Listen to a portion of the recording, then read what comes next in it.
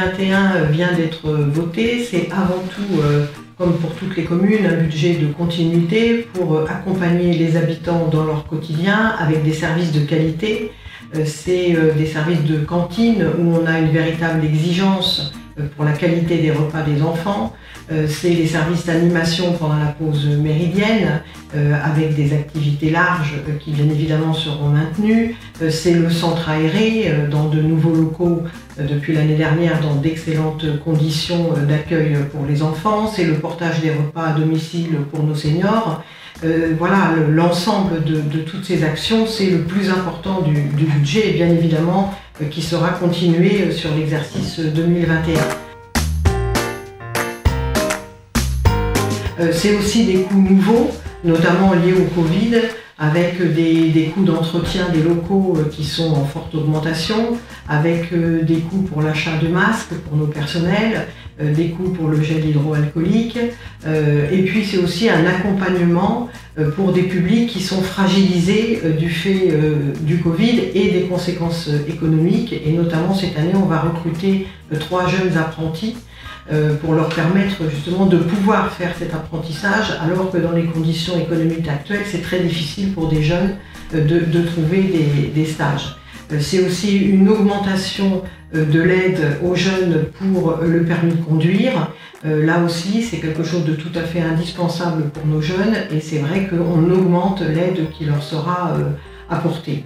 Au-delà de ces services, c'est également maintenir une aide importante aux associations qui sont en grande difficulté dans ces périodes du fait de pertes de cotisations vu que les activités n'ont plus lieu et on vient toujours en soutien notamment financier à ces associations.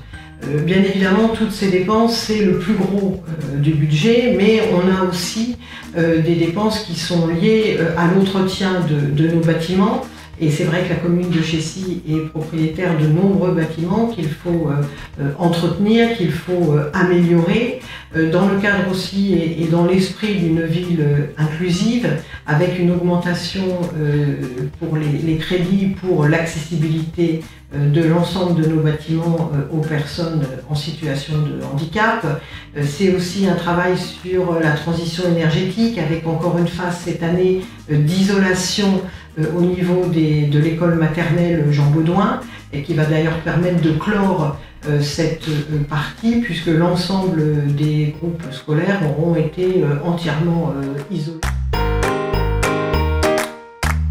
Et puis, à côté de cela, il y a les projets de mandat, dont plusieurs nouveaux projets qui vont commencer à s'inscrire budgétairement sur l'exercice 2021 et qui continueront au cours des années à venir.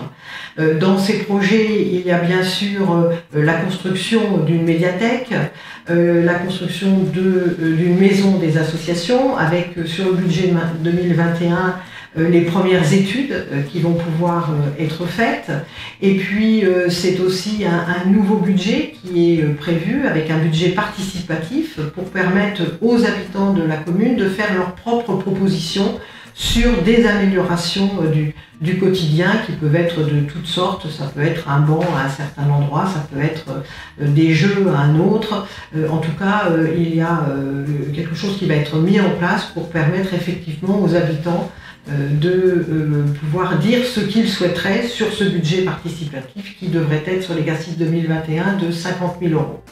Voilà, l'ensemble de ces sommes, ça fait un budget d'un peu plus de 13 millions d'euros, donc plus de 2 millions d'euros d'investissement. Donc on voit qu'il y a toujours une dynamique qui est maintenue dans l'ensemble de nos dépenses, mais toujours avec le souci d'accompagner au plus près les Cassiens. Et je crois que pour la première fois, la plus belle des traductions, c'est justement ce budget participatif qui va être mis en place.